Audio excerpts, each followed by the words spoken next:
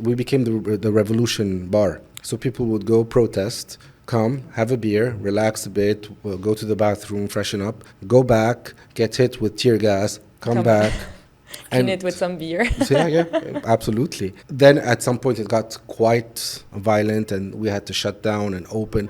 So we were living a bit day by day, minute by minute. Yeah. I'm Karine, and this is The Seat of the Muse, a show I started out of love for meaningful conversations and a curiosity about the stories behind what people do. Each episode is an invitation to sit down, slow down, and listen in, because sometimes a single story can shift how we view our own. This is a space for the stories we don't always hear, the ones behind the titles, the passions, the quiet turning points, and the worlds hidden in plain sight. Now let's get into today's episode. Hady, welcome to the Seat of the Muse podcast. Thank you for having me. Of course. So you're the owner of 16mm, a bar in one of the busiest streets of Beirut. Yep. But it's more than a bar. It's not just a place to go, to have a drink. It also has a symbol of perseverance based on your story that we will go through. So I want to share with our listeners the story of how you came to start this passion project, the challenges you faced, and then the actual business of running a bar. Yeah. So before starting any session, I like to ask my guest one question. Yalla. Imagine we're doing this in front of an audience. Who is one person that you would want to be in your front row and why? One person that I would want to have in the front row of the audience would probably be my brother, Okay. who is a partner in the business, but not as active as I am, but who's been so supportive throughout the past 5 years, who's helped me out in ways unimaginable because we've had a very hectic 5 years. So I'd want to say thank you to him. I'd want to, like my success is his success and vice versa. And I wouldn't have been able to do it without him. And a bunch of other people. But he has a very special place. Yeah. Okay. And anyway, I told you to choose one. So Yes, I can't cheat. yeah. Okay, great. And so before getting into, that passion project and all those challenges, can we just, for our listeners, rewind a bit and see how, you've been in that industry for a while, where you started and what was the moment where you decided to venture out yourself? Oh, absolutely. The thing is, I worked for 12 years in the food and beverage sector. My family comes from food and beverage, my uncle's side. So my uncle owns a big chain in Lebanon used to own a big chain called Roadster. It's a diner, which opened in 98. I worked with him for around 7 years at one point. Then he had to sell the company, and we opened another restaurant called Divi. During that time, I was mainly within marketing, customer service. That was my focus, mainly not operationally. And on the side, I've always had a passion for cinema ever since I was a kid. So when I was in my mid-20s, I always wanted to open a bar because I love going to bars and I love the interaction, and I enjoy alcohol in a good way. Because there is a misconception of when you have a bar and alcohol equals being drunk. No, cocktail making is very interesting. Alcohol spirits are very interesting. So in my 20s, I wanted to do that, but I always had to kind of support the family, be there, especially when we opened Divi. We were starting from scratch, so I didn't really have time to do that. But by the 5th year, probably around June 2019, something like that, I talked to my uncle and I told him, listen, I need your blessing because in family it can be a bit sensitive in these matters. And I told him I'd like to open this. So it combines my love for cinema with my love for bars. I combined them, and 16mm, which actually is the film strip you put in films in projectors. And that's how it kind of came to be. Okay, nice. And then how did your uncle kind of take that when you approached it to him, and how was the dynamic, I guess, on the funny thing is we were having a drink. We went to talk about it. We had some drinks. It was emotional. It was because it was a bit hard to let go because for me, Divi was also a baby because we came up with the concept from scratch. Roadster, I had come in, it already existed. So I didn't have a big role in that. But in Divi, it was from scratch. We knew the team. We handpicked people. I worked with my uncle, with my cousin. So a lot of family involved. Yeah. And then he gave me he was, you know, you need to do what you need to do, and he was okay with it, and he gave me his blessing, and anything in terms of support, in terms, he even offered the team Yeah. Oh wow. Okay. to help. That's how close Yeah. a relationship we have. Okay, that's Yeah. amazing. And so how is it different, I guess, working on restaurants, but then working on just bars? Because I guess also the business behind it is different, right? In terms of anything from Oh, revenues to absolutely, operation. absolutely. The operation is quite different. Yeah. We do have food. Yeah. So when you have a restaurant, you have a very big kitchen. And in our case, it's a tiny corner on the bar, but we do produce a lot of food. Yeah. And the focus is alcohol, and you need to create an ambiance in the bar for people to come enjoy it. Let it be music, let it be service. So it entails everything I learned in F&B within the restaurant industry, applying it to alcohol. And I had a bit of lack in the knowledge of cocktail making at first. Okay. I was someone who knew the basis, but again, it's a very wide industry. It's very interesting. So I had to learn a bit. There's a quote from Indiana Jones, the movie, which is, "I'm making it up as I go." Yeah. And I kind of had to do that for a while. We had a lot of preparations at first, so a big business plan had to be prepared. I had to gather investors for the project. Some of them came very randomly in very funny ways. Some of them were people I knew from before. Once that was set, I had to pitch the concept in terms of architecture, in terms of design, to a friend of mine. Also, what was nice about this, it was a passion project where I worked with a lot of people I had known for a long time. Yeah, that makes it a fun experience. So it makes it fun. It makes it easier in terms of communication, in terms of, if you don't like something, you can say it nicely to a friend, whereas if it's in a context of a pure business, it might be a bit tougher sometimes. So once we had the architecture ready, once we had the warshe, I can't think of the English term for that.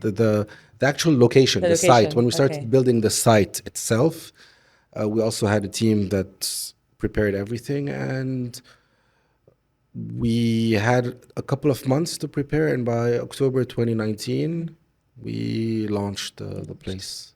And so you launched in October 2019, and that was for Lebanon, the time where the revolution kind of started in the country. Absolutely. Yes. We launched on the 1st of October.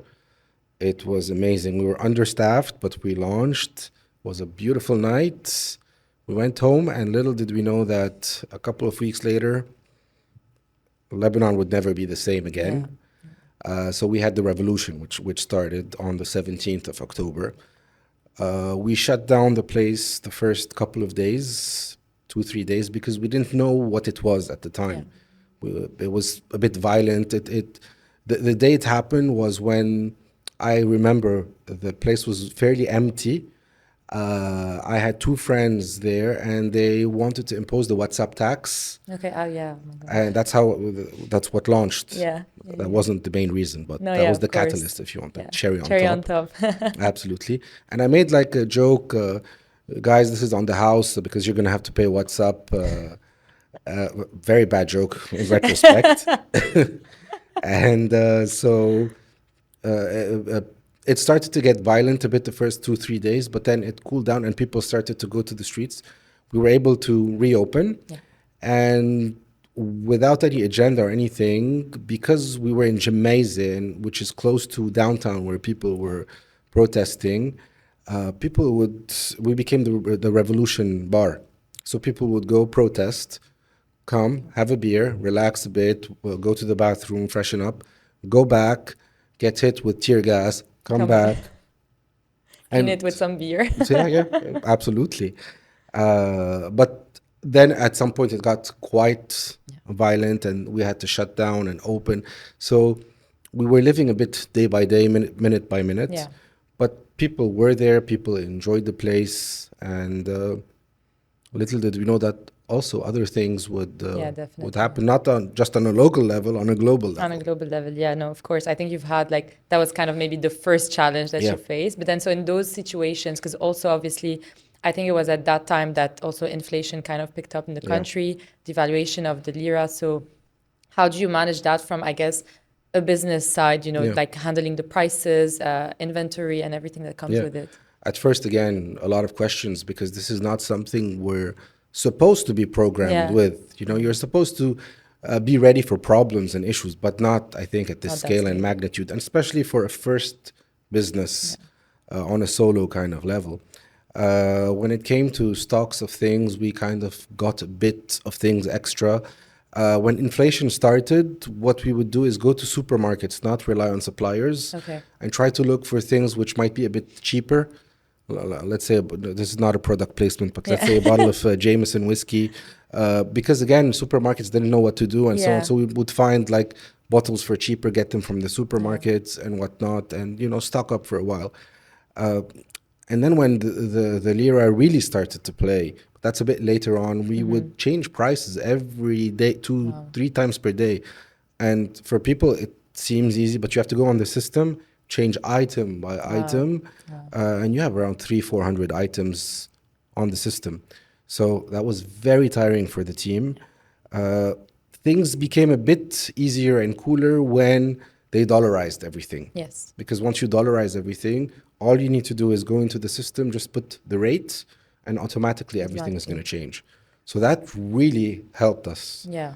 We were able to breathe. We were able to focus on other things because half our tasks were, okay, we need to change the prices. We Yeah, need to that's change the huge. prices. Yeah. We need to change the prices. Did you not at one point consider then maybe reducing that list of, maybe cocktails you have out? That way you don't change the price of so many things. Honestly, I didn't want to compromise on what I was providing, Yeah. what I was selling. I don't want to be a bar with 10 cocktails or 20 Yeah. cocktails. It defeats the purpose. And other people were operating normally too, normally to whatever extent. Yes. But you can't. You're opening a new business. You can't do things halfway. You have to fully do them. And then that's what we did. So price-wise, we suffered with that. We didn't know how to properly reach targets. We didn't know how to convert properly because you make, let's say, 200,000 lira. That would have been like $200 or whatever. 300,000 lira was Yeah. $200. Now it's $3. Yeah. So it was also like from the beginning of the shift to the end, how do you convert? What do you do? Yeah. But we adapted. We, minute by minute, situation by situation. You cannot let these things come and choke you all at once. You have to take a step back. And the good thing is, that people understand there's a situation. Customers understand. They're not going to be silly or mean or aggressive towards you. They know there's a problem, and there's always communication with people. Definitely. So, I think that helps because also it wasn't like just for your bar, it was literally across the whole everywhere. country. So Exactly. that also helps. And so you talked about how, the bar became the Saura bar. Yeah. And you kind of, in a way, it creates kind of a community for the people, and which is a great thing for a bar as well. But do you feel like it got some backlashes in some other ways or like bad reputation? There were some people online which attacked the place. Again, the Thawra bar thing came from an article that was posted Okay. online. I hadn't contacted anyone. They had come during the Thawra and named us Yeah. that. So some people thought we were piggyback riding on the Thawra, and we weren't. And I had to talk to the people who wrote the article. I'm like, can you rephrase it or change it, please? Because it's a new business, and I don't want anyone to take it in any specific way. At the end of the day, we're a business. On a business level, we have to remain kind of neutral. Of course. Even if our personal the political ambitions or whatever are different, or who we side with. But as a business, you can't take this side or that side. You function, you employ people, you have a team, they rely on you. So that's very important too. Yeah, no, definitely. And so fast forward, after the Sauda, we have COVID that Yeah. comes.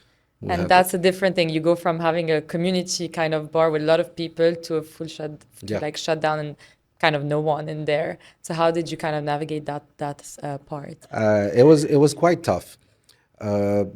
I think it happened in March 2020, March, April. That's when everything shut down completely.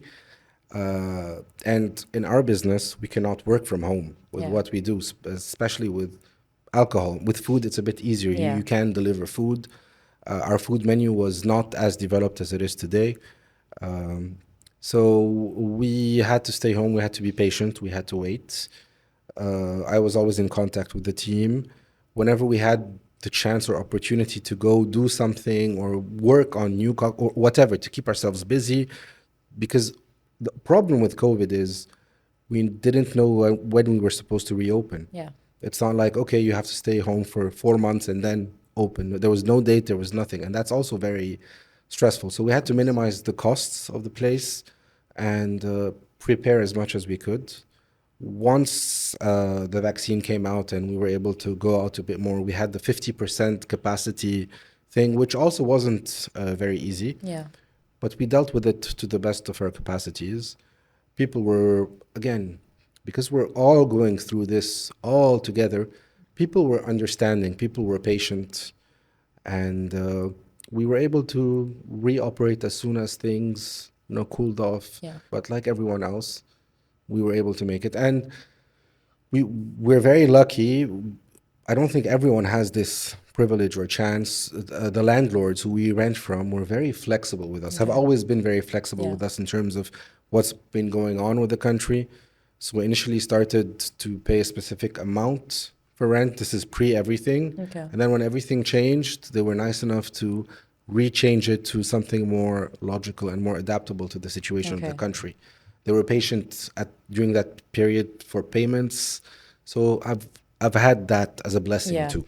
Yeah, because I was going to ask, because obviously, a lot of businesses had to shut down because of COVID. And then also like in Lebanon and on the streets you're in, there are just so many bars. So how do you first compete and then keep on going with all of these situations? In terms of competition, I mean, we try to provide like a very good service for people. We try to create a community, which is something you talked about earlier, because any bar you go to or any restaurant is a community. It's a place where you want to go to. You're going to see Bilal behind the bar, you're going to see Khalid or whoever, and you're going to be like, hey, how are you? How's everything? You can go in alone, and you can see people that being part of that community.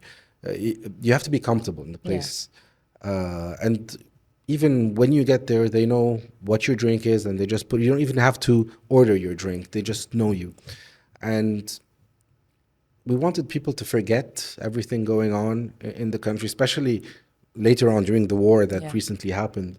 But we really wanted the place to be a refuge for people, not to come and worry about the situation in the country or whatever. No, you're here. We're going to let you enjoy yourselves. We're going to have fun with you, and let the rest take care of itself outside of 16. And that's one thing. And the concept itself is a bit different since it's a slightly cinematic. Again, the primary function of the place is it's a bar/restaurant with a food menu. And there are cinema elements there. There's a movie being projected all the time. But a lot of people don't understand that it's a movie-themed bar, which is good in a sense that they are coming to a bar for the community, for the experience and whatnot. And we have small things where we reinforce it, coasters with like a small drawing, guess what the movie is, and so on. And that reinforces the concept. We need to provide people with very good cocktails, with very good food. I think that's how you kind of differentiate yourself from people in the market. Yeah, no, definitely. I think that's super nice to have as well, obviously, because then you can know like what defines that place in a way. And so obviously we've talked about a few of those challenges, but then again onto, because Lebanon that didn't have enough challenges for a year. Oh, it's casual here. Yeah, exactly. Then you have like obviously the big explosion of 2020 that came. Where were you kind of at that moment, and then how was your bar affected by that? I think at that point, I do believe that there's sometimes a blessing in disguise. And I think COVID was kind of a blessing in disguise at that point, because we were closed, because we still had to have a 50% capacity and whatnot. And do we open now or later? And that specific day, I had a friend's birthday and we were debating it. Should we do it at 16 or not? We ended up doing it in a winery in Hamdoun. So I took my team up there, and at 5:30 I went down to the bar just to take the mixer and go up. And sometimes, things work out in a very specific way. No one was in the bar. Wow. The bar was closed at that time. We got to Hamdoun and we heard the big explosion. We didn't understand what happened. We went back down to Beirut and we saw the Catastrophe. damages everywhere. We saw the destruction. And for the bar itself, again, I'm very thankful that guests were not there, the Yeah. team wasn't there, because God knows what would have happened. But the place was pretty much destroyed, Yeah. with the exception of the bottles on the bar, which till this day I don't understand how that specifically stayed. Strong alcohol. Strong alcohol, strong alcohol. Wow. But yeah, and after that, you have the process of rebuilding, Rebuilding, of course. of, and this is again where community comes in, because the night of the explosion, we went in, kind of took everything out of the bar. We have a friend that lives close by. We put everything in his house. The next day, we came to kind of clean up the mess. And it was a very emotional day for me and for the team. Of course. And you had guests coming, helping us out, someone sweeping, someone removing someone. And it was very, very powerful. Yeah. And it wasn't just with us. We saw this everywhere. Yeah. And this is the beauty of the Lebanese people. There's always this cliche of resilience, but we are, and we do help each other, and we do care about each other, and people were helping each other left and right. Gemmayzeh was booming with life at such a kind of lifeless part in our history, and so that was wonderful. We had to shut down for a while. Of course. To wait, because we couldn't, the street wasn't open. So we could have opened maybe, but the street wasn't open. And we needed to fix the place. And to fix the place, we were also lucky because it was the community which helped us. It wasn't the government. It was, we had a bit of money that came in through the insurance companies, but not enough to fix everything. So we opened a GoFundMe page, which a lot of restaurants did, a lot of places did, and asked our friends and our community for support. And we did that. And I just want to quickly talk about someone as quickly as I can. Of course. When we opened in 2019, I met an American guy who's a very good friend of mine today, called Maurice. And he would come and go to Lebanon and whatnot. During the blast, this is to show again the community, how this place brought people together. He calls me from the US, checks up on me, and a week later he's in Lebanon helping out and whatnot, and makes a massive donation to help fix 16. So out of a guy sitting on a couch with his friend next to people, just saying cheers to that person becomes a friend, and later becomes family, becomes part of 16. If 16 is open today, it's thanks to him and a lot of other people. So many people that helped us. Yeah, that's amazing. Yeah. It also shows like how they also believe in that project that you have, and they believe in the Lebanese people. And I guess if the government is not here to help, we need to do it on our own in some ways. There's one thing we did in the street. There were no lights on the street when we opened, and we put a set of light bulbs.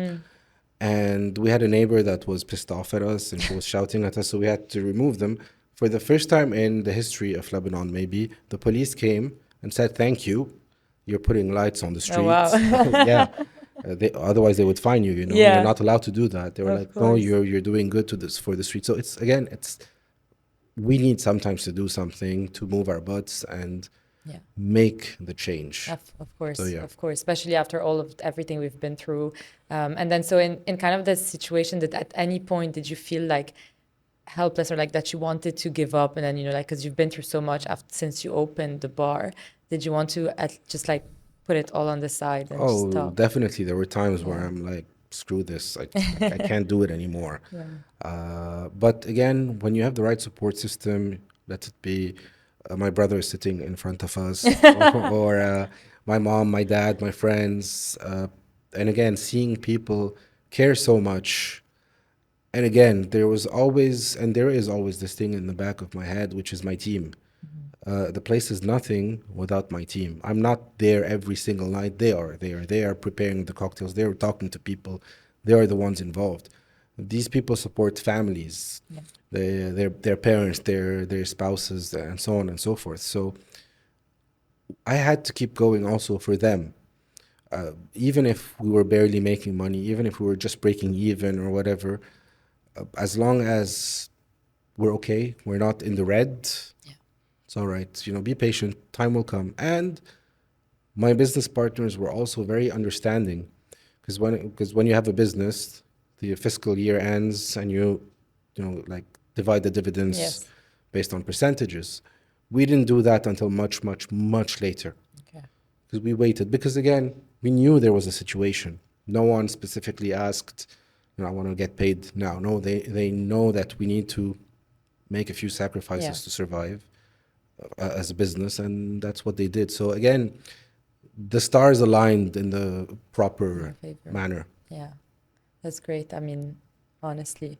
And so when you mention, that you rely a lot on that team that you have, and because Yeah. you're not always on the ground. So how do you go about choosing the right team, especially if, as you mentioned earlier, that you had to learn kind of as Yeah. you went, especially on the cocktail side and the bar, compared to like a restaurant. So how did you navigate that?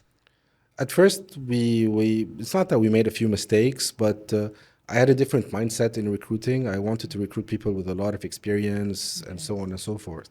But once we got the experience, the primary objective for me was to hire people with character, people that you would want to go to see, because you can really teach anyone anything. It's Yeah. not that complicated. It's not rocket science. It's cocktail making. It's preparing food in the kitchen. If you have the right training and the right people talking to you, you're safe. You're good. Yeah. So you need people that are fun, people that are engaging, that like different things, different characters, but also you need a team that completes itself. You Yeah. need a team that's a unit.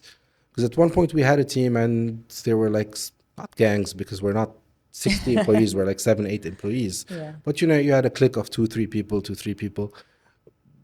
It took us a while to get to a point where we had a clique, a Okay. unit. And thankfully, we're there today.